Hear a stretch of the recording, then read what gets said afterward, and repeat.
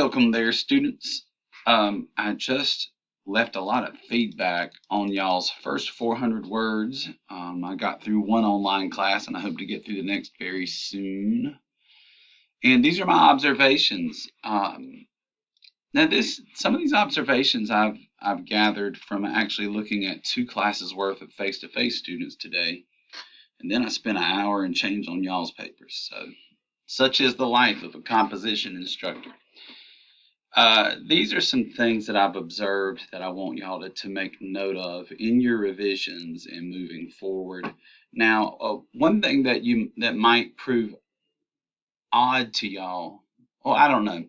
Look, so you got 400 words that are due again by the middle of the week. I would like for you to begin making the changes that I've recommended to you guys already before you submit the next 400 words. Do that if you can. If you can't, I understand. But if you don't make those changes, I'm probably not going to repeat the same things that I've repeated for the sake of time. But I'll tell you this, in the first 400 words, I like to talk to students about their intro, body paragraph structure, and what they're doing with thesis and topic sentences. And then in the 800 word submission, I'm going to be looking at overall organization matters and source use and documentation. But I kind of want to touch on those things right now, so maybe we can subvert some problems or anticipate some problems that you might have. So let me just go through this and talk about my observations.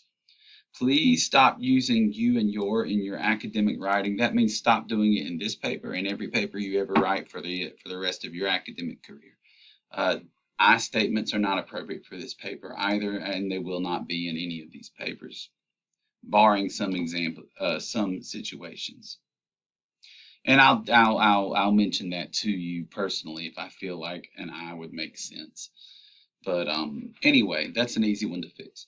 Change what you're doing from evaluative to persuasive.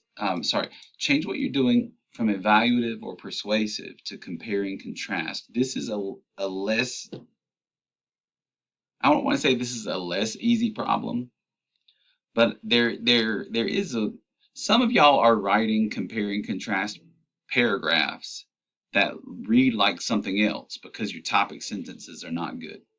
So just make sure you're writing paragraphs in the style that we've practiced. For example, that style one where talk about first thing first and the second thing second. I want to see more of those in the writing that you do for the rest of the paper. But each topic sentence just needs to explicitly acknowledge the difference that paragraph addresses. But my students who are leaning into a persuasive paper and an evaluative paper, and you will know if you read my feedback because I've told you you're doing this, but if your paper sounds more like you're coaching the reader through making a decision, then that isn't exactly what I'm looking for from this paper. I don't want you to push one side over the other. I don't want you to coach us through a decision. I just want you to talk about how two things are different.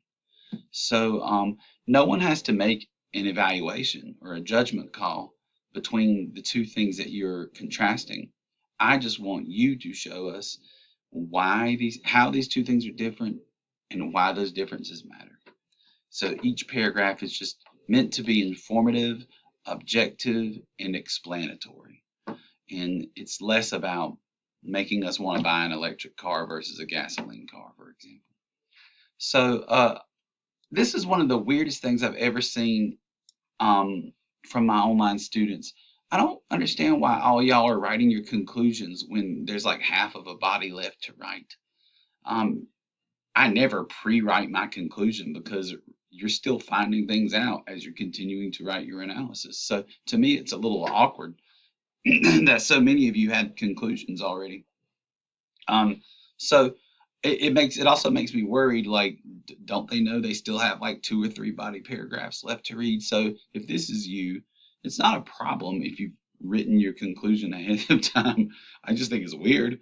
But make sure you have a couple of extra body paragraphs to fill out the discussion. Some of you've got 4 really short body paragraphs that are probably like 75 words or 100 words, and you need to be aiming for 150 words per paragraph. And where you're coming up short is very likely in part 3. You're not giving us a lot of analysis, which is, remember, to get analysis in this paper, you're helping answer those questions. Why do these differences exist? Why do they matter? What is the effect of these differences? One of those three questions is going to help you have something to say about the differences. So bulk up on your analysis if your body paragraphs are coming out 75 to 100 words long. Look, lady, whatever. My face-to-face classes are having plagiarism problems because they're operating under the misconception that if I didn't directly quote the source, then I don't have to cite it. That is dead wrong. If you had a browser over here and your document is here, well, if in this browser you looked up something just to clarify if you were right about some thing you said, then you used a source and you're paraphrasing it or you're summarizing it and you need to cite it. So yes, you still have to cite your sources even if you're not quoting it. That means you're paraphrasing or summarizing the source that you read. So, and that's a good thing because remember, there is a source requirement. Now, the problem my face-to-face guys have experienced is that they've done all this reading and then they started doing the writing. After they filled their mind with all this information, now they can't disentangle what they knew and what they didn't. So if that's you, improve upon that in your next paper. It might be too late for this one, but you definitely need to give a full accounting of all the sources you've used within the body of the paragraph and with your works cited. So look, with each source that appears on your works cited, you need a signal phrase that says according to blah blah blah, and then when you're done, that in-text citation, which is parentheses with the author's name in there. If you do not have an author's name, you put the article title in quotes, hopefully an abbreviated version of the article title. Some of y'all are using APA. Do not use APA. Use MLA. And don't forget there is a source use requirement. Use no fewer than one and no more than 3 sources for this paper. I think that just about covers it, and I don't want to go on and on, but like I said, do your best to make some revisions before you submit your next 400 words.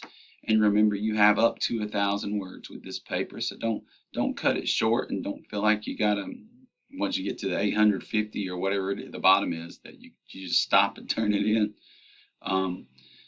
On that note, after you write your 400, after you hit the next submission goal, and you finish the paper, don't forget to format this thing in MLA. That means all those things it means: double space, no after space, 4 pieces of information in the top left corner. You got a header with your last name, the page number, a centered title that says something close to the thesis, not like paper 1 or compare and contrast paper. Say something that sounds like the thesis there. You have a works cited that's double space with a hanging indent for all of your citations. Those should be alphabetized to the ½ inch.